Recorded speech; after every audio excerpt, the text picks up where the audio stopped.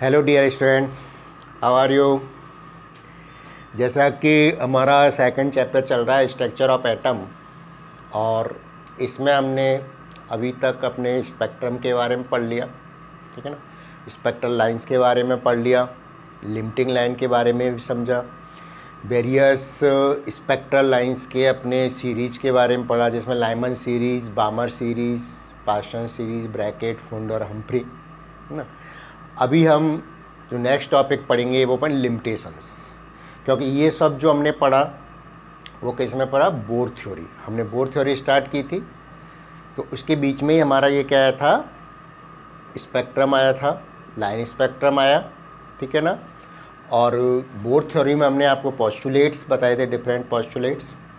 अब जो नेक्स्ट हमारा आएगा इसके बाद भी फिर बोर थ्योरी की कुछ कमियां रह गई, तो आज हम जो पढ़ेंगे वो पढ़ेंगे लिमिटेशंस ऑफ बोर थ्योरी या बोर कंसेप्ट। तो आज का हमारा टॉपिक स्टार्ट होगा limitations of bore theory.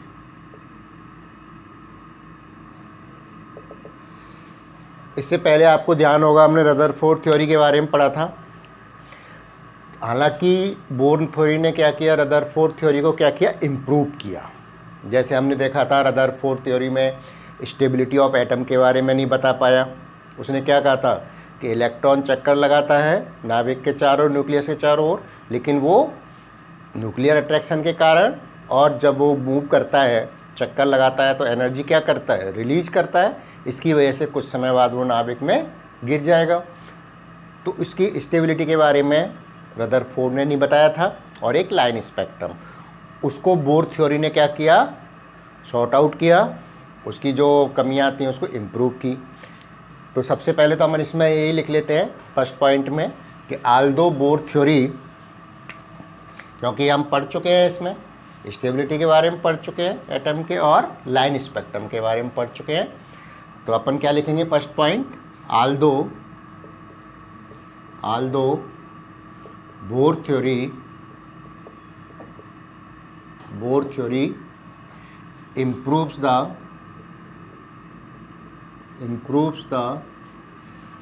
Rutherford's theory in the account of किस के बारे में, स्टेबिलिटी ऑफ एटम,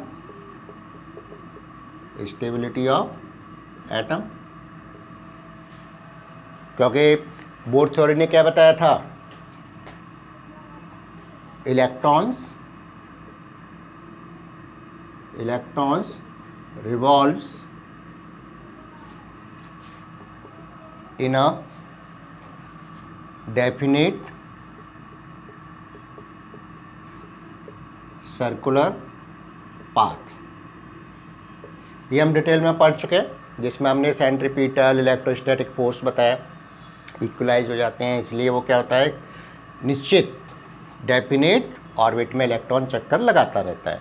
तो ये तो फर्स्ट आपने क्या बता दिया, stability of atom, in the account of stability of atom and line spectra for hydrogen atom and other hydrogen like species. Hydrogen like species में आपके क्या क्या बताया था आपको, जैसे helium He+ ion, lithium +2 ion, beryllium +3 ion, etcetera. तो first point तो हमने यही समझा कि बोर थ्योरी ने रदरफोर्ड थ्योरी को इम्प्रूव किया, किस के रेफरेंस में, एक तो स्टेबिलिटी ऑफ एटम और लाइन स्पेक्ट्रम के बारे में, ठीक है। इसके बावजूद भी बोर थ्योरी के कुछ लिमिटेशंस थे, वो हम देख लेते हैं इसमें। तो आपके क्या होगा, after all these things there is some limitations, after all these things, there is some limitations,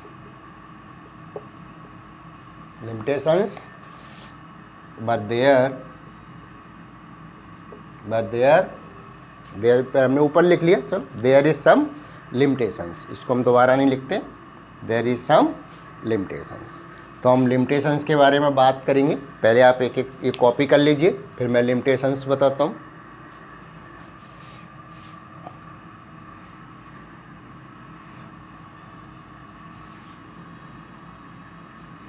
limitations क्या थे वो एक एक अपन समझते चलेंगे, पॉइंट्स में लिखते चलेंगे। फर्स्ट लिमिटेशंस तो यही हो गया कि ये केवल किसको एक्सप्लेन करता है, वन इलेक्ट्रॉन सिस्टम को एक्सप्लेन करता है, मल्टी इलेक्ट्रॉन सिस्टम को एक्सप्लेन नहीं करता। ठीक है, तो अपन देखें ये थ्योरी क्या एक्सप्लेन करेगी, it is explain only one electron species क्या क्या, जैसे hydrogen, helium plus, lithium +2, barium +3। ठीक है, इसी को एक्सप्लेन करता है। This theory could not explain, पहले तो हमने ये बता दिया कि किसको एक्सप्लेन कर रहा है और किसको नहीं कर सका। तो this theory could not explain the multi electron species,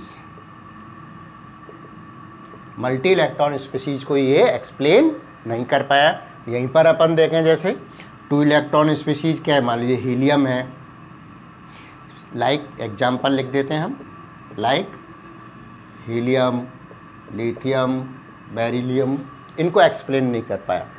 केवल किनको किया, हीलियम प्लस, लिथियम +2 और बेरिलियम, क्योंकि इनमें क्या हो गया, 1 इलेक्ट्रॉन हो गया। और इनमें अपन देखें तो क्या है, हीलियम में 2 इलेक्ट्रॉन है, लिथियम में 3 है, बेरिलियम में 4 इलेक्ट्रॉन है, तो ये क्या हो गया, मल्टी इलेक्ट्रॉन हो गए। ठीक है, तो फर्स्ट ड्रॉबैक तो ये हो गया इसका। सेकंड ड्रॉबैक अपन देखें, अभी मैंने बताया था ना आपको लाइन स्पेक्ट्रम, तो जो एक लाइन हमने पढ़ी थी उसमें भी कई स्मॉल स्पेस लाइंस होते हैं। ठीक है, उसमें भी क्या होती है, स्पेस लाइन, छोटी छोटी मतलब माइक्रो स्पेस लाइन होती हैं, उनको एक्सप्लेन नहीं कर पाया। तो अपन उसको ऐसे कह सकते हैं, जैसे मान लीजिए अपन ने क्या पढ़ा था, जैसे एक लाइन थी, ये आपकी लाइन थी, ठीक है ना, ये लाइन स्पेक्ट्रम पढ़ा। लेकिन जब हम इसको इलेक्ट्रिक या मैग्नेटिक फील्ड में स्टडी करते हैं तो क्या होता है, ये जो एक लाइन है ये कई लाइंस में आपके क्या होती हैं, स्प्लिट हो जाती हैं। ठीक है, तो ये तो आपके क्या हो गया, लाइन स्पेक्ट्रम, ठीक है ना। और ये क्या हो रहा है, splitting of line, splitting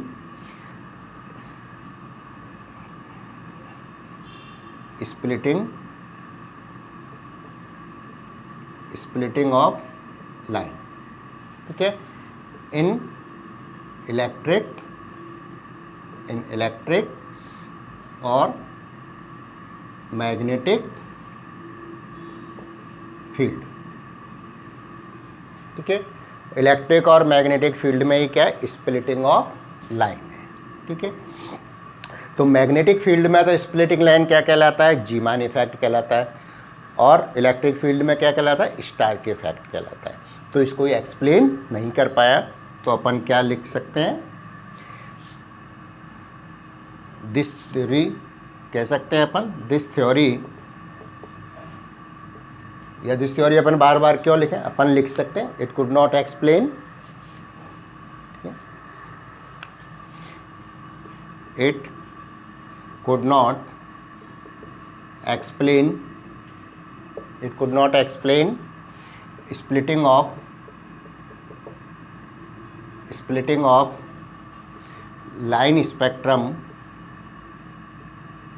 line spectrum के बारे में तो बताया था लेकिन उसके स्प्लिटिंग के बारे में नहीं बताया। It could not explain splitting of line spectrum in electric field, electric field. और इलेक्ट्रिक फील्ड में स्प्लिटिंग को हम क्या कहते हैं? Stark effect, Stark effect in electric field and magnetic field, magnetic field, ठीक है। और मैग्नेटिक फील्ड में स्प्लिटिंग क्या कहलाता है? जीमान इफेक्ट कहलाता है, जीमान इफेक्ट, मैं ना। तो सेकंड आपके क्या पॉइंट हो गया? अब मैं इसको और एक साथ पढ़ देता हूँ क्योंकि बीच बीच में हमने ये ब्रैकेट में लिखा। It could not explain splitting of line spectrum in electric field and magnetic field. Electric field में अब इस इफेक्ट को क्या बोलते हैं? स्टार्क इफेक्ट बोलते हैं। और मैग्नेटिक फील्ड में हम क्या बोलते हैं? जीमान इफेक्ट बोलते हैं, ठीक है। एक इसका ड्रॉबैक और था, जैसे अपन कहते हैं ना एटम्स के मिलने से मॉलिक्यूल बनता है, ये तो बहुत बाद में आया था, तो इसने इसके बारे में भी नहीं बताया कि formation of molecule by the combination of atoms. तो अपन ये लिख सकते हैं यहाँ पे, it could not explain, could not explain, it किसके लिए आ रहा है यहाँ पर? थ्योरी के लिए आ रहा है, ठीक है। तो it could not explain about the formation of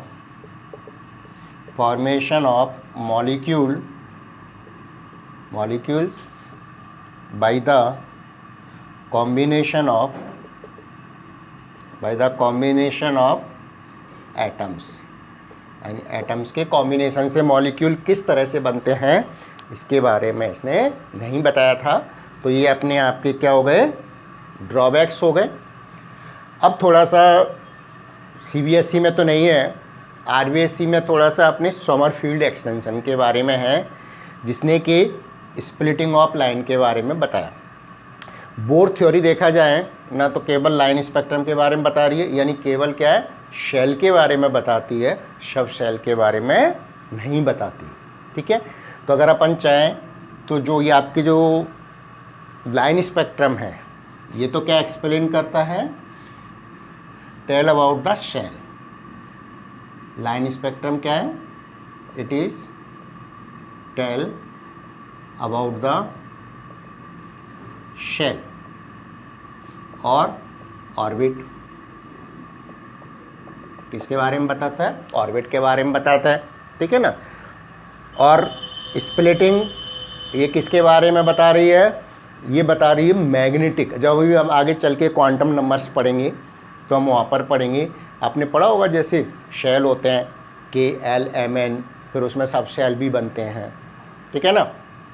फिर दूसरा आपके उसमें देखा जाए आगे चल के आपके ऑर्बिटल्स बनते हैं, है ना, जैसे S में 1 होता है, P में 3 होते हैं, D में 2, तो वो सब अपन क्वांटम नंबर्स पढ़ेंगे ना, जब वहाँ पर ये स्प्लिटिंग ऑफ लाइंस के बारे में भी आएगा।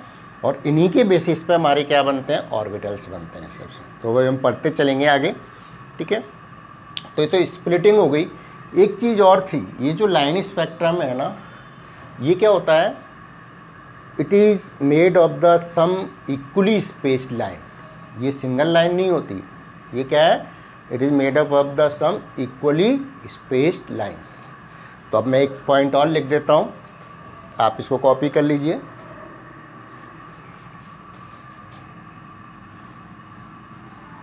एक पॉइंट और लिखता हूँ, उसके बारे में भी नहीं बताया था इन्होंने।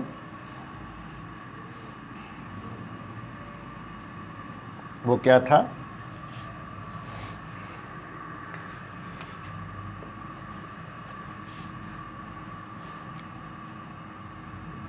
स्पेक्ट्रल लाइंस, मैं थोड़ा सा इसको एक्सप्लेन करते हुए लिख देता हूँ। A spectral line is made up of made up of some equally spaced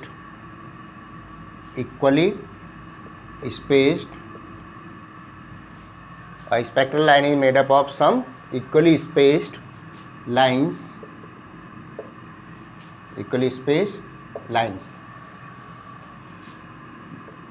this theory could not explain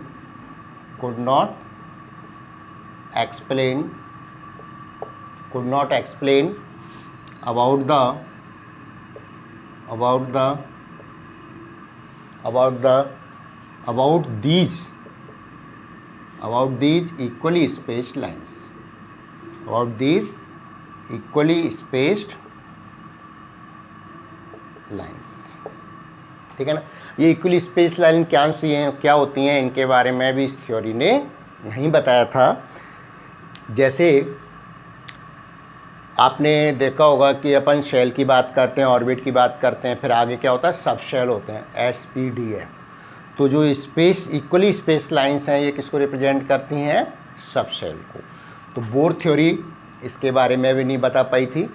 तो जैसा मैं बता रहा था आपको कि यहाँ पर जो इक्वली स्पेस लाइंस हैं, इनको हम समरफील्ड एक्सटेंशन से एक्सप्लेन कर सकते हैं। थोड़ा सा मैं उसके बारे में बता देता हूँ। यहाँ पर वो देखेंगे कहीं आपके CBSE बुक्स में नहीं दे रखा है, लेकिन RBSE बुक में है इसके बारे में, समरफील्ड एक्सटेंशन के बारे में। तो थोड़ा सा अपन वो देख लेते हैं यहाँ पर, और उसी के बेसिस पे अपन सब शेल यानी SPDF जो होते हैं उनको एक्सप्लेन कर पाते हैं। तो वो देख लीजिए, इसी के साथ ही अपन उसको बता देते हैं।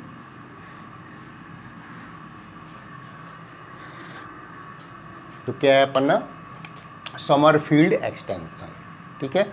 मैं यहाँ पर हेडिंग डाल देता हूँ पहले, फिर अपन लिख लेंगे समरफील्ड। ये साइंटिस्ट का नाम था समरफील्ड एक्सटेंशन, ठीक है। तो इन्होंने क्या बताया, पहले तो अपन ये देख लेते हैं।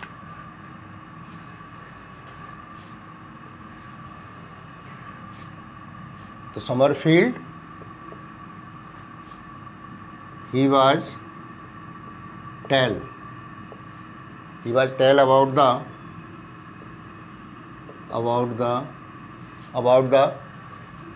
equally spaced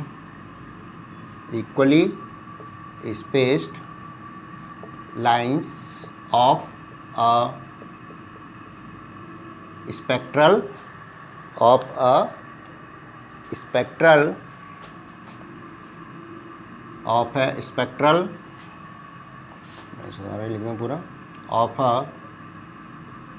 spectral लाइन, यानी जो स्पेक्ट्रल लाइन है, एक किस तरह से आपके इक्वली स्पेस लाइंस को हम एक्सप्लेन कर सकते हैं। बताया ना कि भाई एक से दो या तीन मिक्सचर मिलके बना होता है।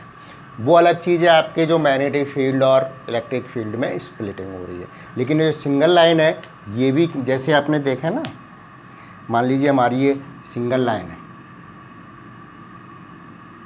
ये सिंगल लाइन है मान लीजिए। तो जब इसको देखा गया सिंगल लाइन को, ठीक है, ये मान लीजिए हमारी एक स्पेक्ट्रल लाइन है, ठीक है। जब इसको लाइन को स्टडी किया गया तो ये भी क्या, एक बहुत छोटी छोटी मतलब इक्वली स्पेस लाइन से, छोटी छोटी लाइन से ये मिलके बनी होती है, ऐसे ये इस तरह से देखा गया, ठीक है ना। तो ये क्या हो गया आपके इक्वली स्पेस्ड लाइंस। तो इसके बारे में किसने बताया, समरफील्ड ने बताया। अब देखिए इसने क्या कहा था, हाउ ही वाज एक्सप्लेन। इसने कहा कि जैसे आपने देखा है ना कि अर्थ है, सन के चारों चक्कर लगाती है, तो उसका पाथ क्या होता है, इलिप्टिकल, अंडाकार पाथ होता है। तो उसने भी ये कहा था, समरफील्ड ने क्या कहा कि इलेक्ट्रॉन हमेशा सर्कुलर पाथ में चक्कर नहीं लगाते, बल्कि वो क्या होता है, कहीं कहीं उनका पाथ क्या होता जाता है, अंडाकार होता जाता है, ओवल शेप, इस, ठीक है, उसमें चक्कर लगाते हैं, ओवल शेप में अंडाकार उसमें चक्कर लगाते हैं, ठीक है। तो ये किसने बताया? समरफील्ड ने। तो मैं पहले इसकी थ्योरी लिख देता हूँ। अकॉर्डिंग टू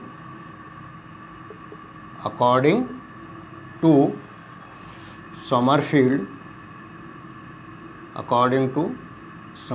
पहले आप ये थ्योरी लिख लेंगे। अकॉर्डिंग टू समरफील्ड, इलेक्ट्रॉन्स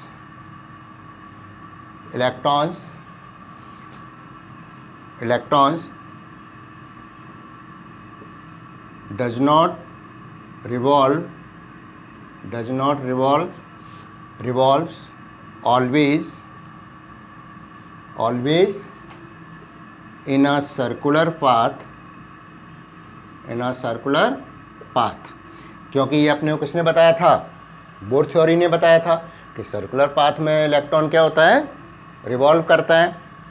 इसने क्या कहा कि electron does not revolve always in a circular path, but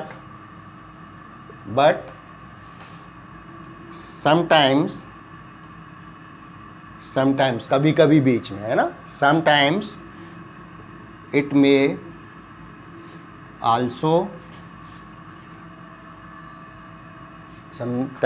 also follow the, क्या होगा?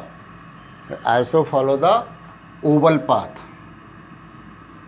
Oval shape path during the revolution around nucleus. ये इसने क्या कहा? मैं अभी इसको डायग्राम से आपको समझा देता हूँ कि जब इलेक्ट्रॉन रोटेट होता है किसके?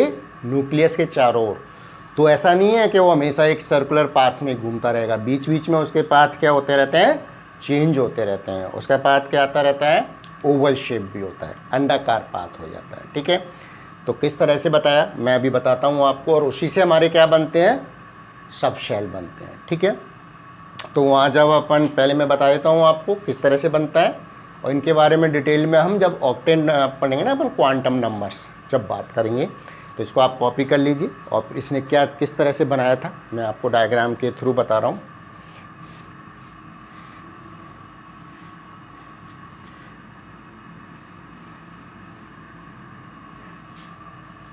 देखिए, हम जानते हैं ना, जैसे हमारे पास अगर अपन बोर थ्योरी के अकॉर्डिंग देखें, मान लीजिए जैसे हमारे पास ये न्यूक्लियस है, ये हमारा फर्स्ट शेल हो गया, ये हमारा क्या हो गया? सेकंड शेल हो गया, ये थर्ड शेल हो गया। ठीक है, थर्ड शेल हो गया, और फोर्थ शेल। मैं फोर्थ तक आपको बता देता हूँ। क्लियर? अगर आप देखेंगे इसको तो क्या है? ये तो फर्स्ट है, ये सेकंड, ये थर्ड, और ये फोर्थ। क्लियर? ये तो सर्कुलर पाथ हो गया, और ये किसके अकॉर्डिंग हो गया? According to Bohr theory. ये हमारा क्या है? According to Bohr theory.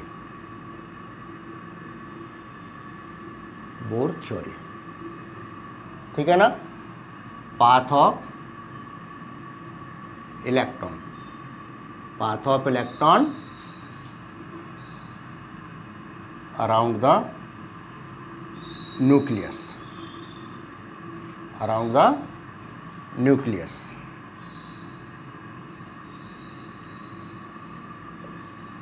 ठीक है, ये हमारा क्या हो गया? According to Bohr theory. Clear?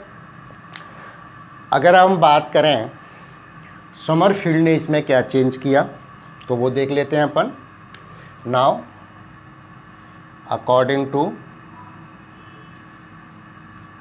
Sommerfeld,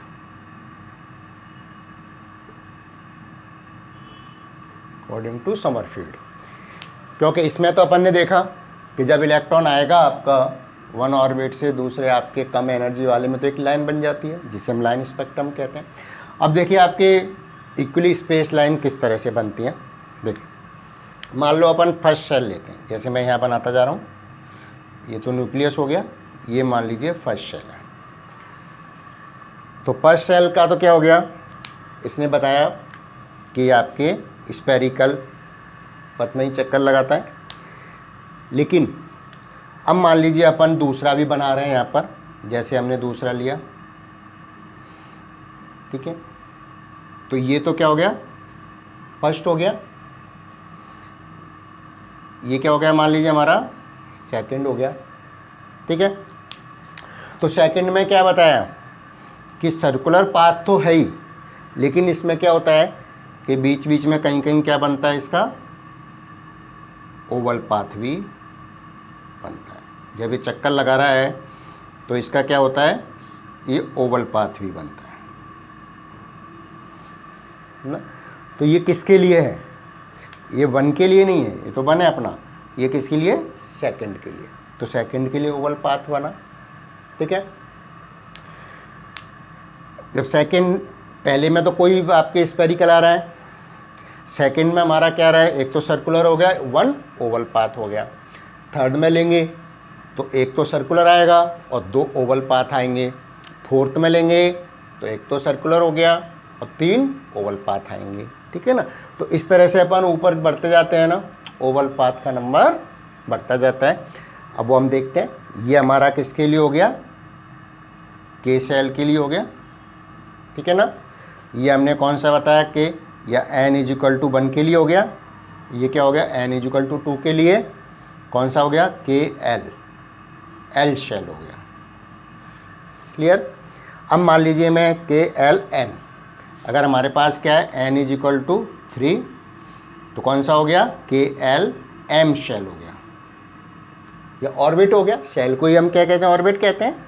तो मैं यहाँ पर आपको बनाता हूँ, देखिए मान लीजिए हमारा, चलो मैं ऐसी शेप बना देता हूँ, उससे अपन ओवल शेप बना लेंगे। जैसे मान लीजिए ये तो न्यूक्लियस हो गया, ये फर्स्ट हो गया हमारा, ये सेकंड हो गया, ठीक है, मैं छोटा करता जा रहा हूँ, ये मान लीजिए हमारा थर्ड, क्लियर। तो हमारा कौन सा हुआ, ये 1, ये 2 और ये थर्ड शेल हो गया। समर फील्ड क्या बता रहे हैं अपन, ये RBSc में है, राजस्थान बोर्ड में है आपका। अब ये थर्ड है तो इसमें क्या बनेंगे, 3 ओवल पाथ बनेंगे, ठीक है। मान लीजिए अपना एक तो कम ओवल हो गया, जैसे ये एक ओवल पाथ तो ये हो गया, ठीक है। और दूसरा मैं ब्लू इससे बना देता हूँ, ब्लैक से,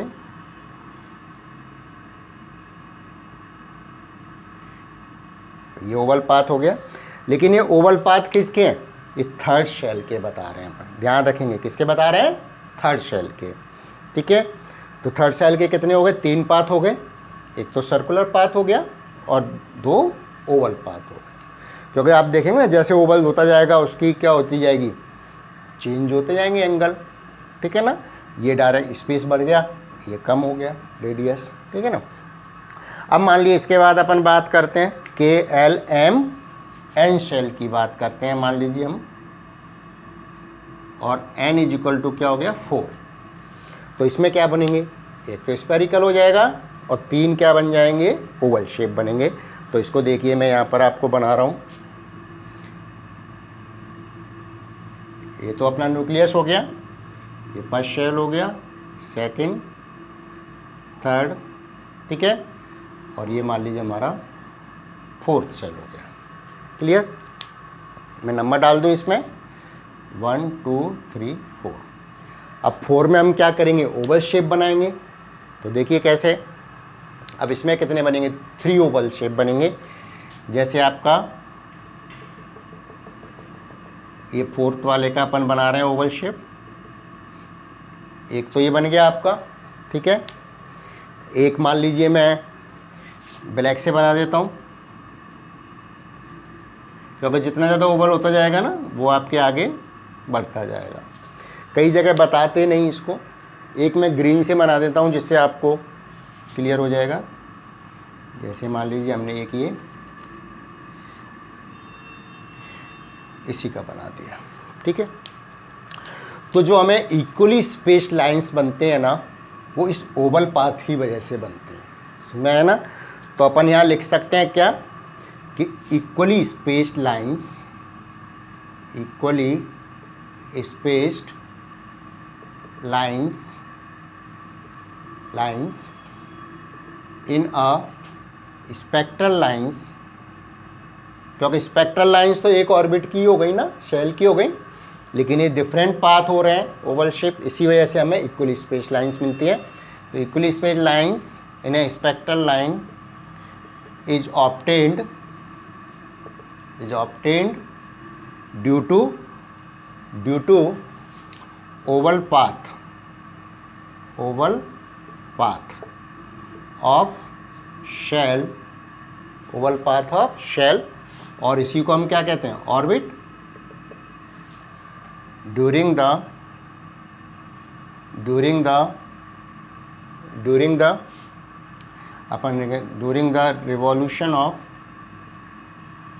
revolution of electron around the nucleus,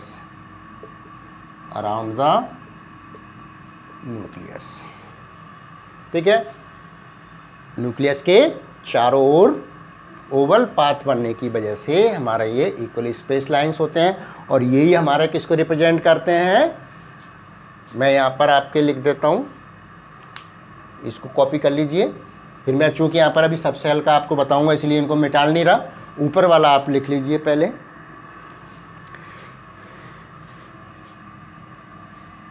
और ये क्या करेंगे, these oval path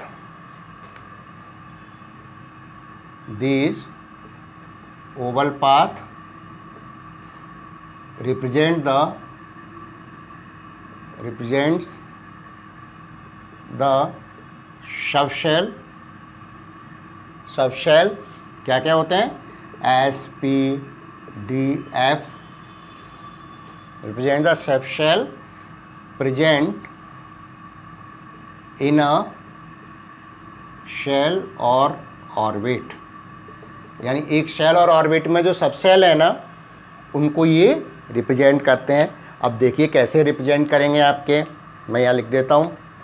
first shell है, इसमें केवल क्या बन रहा है, आपके एक ही पाथ बन रहा है, सर्कुलर पाथ है, तो ये किसको रिप्रेजेंट करता है, एस को, यानी जो आपका सर्कुलर पाथ है वो हमेशा किसको रिप्रेजेंट करता है, एस को रिप्रेजेंट करता है, ठीक है।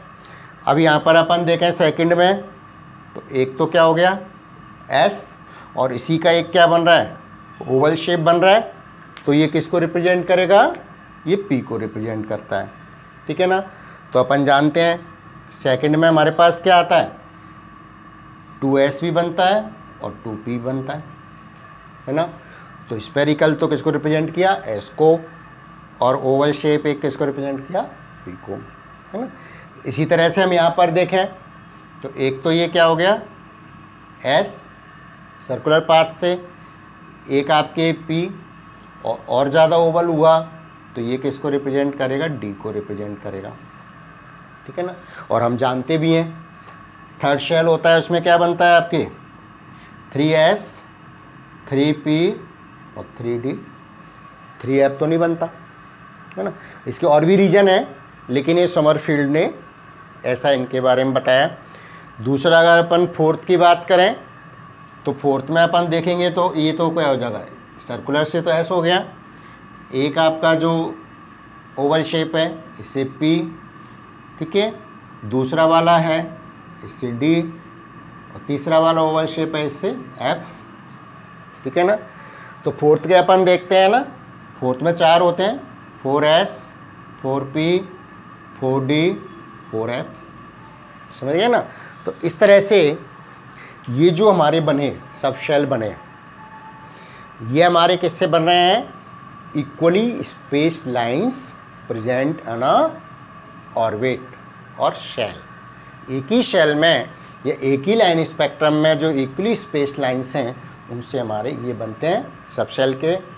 इसके बारे में हम डिटेल में अभी क्वांटम नंबर्स पढ़ेंगे आगे चल के, तो वहाँ पर इसके बारे में पढ़ेंगे।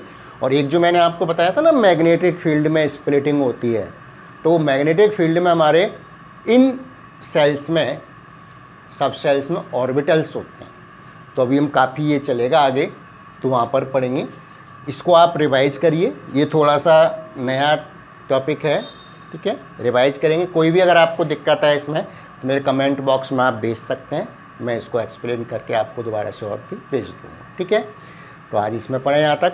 अब जो नेक्स्ट जो हम पढ़ेंगे वीडियो में वो हम क्वांटम मैकेनिकल मॉडल के बारे में पढ़ेंगे।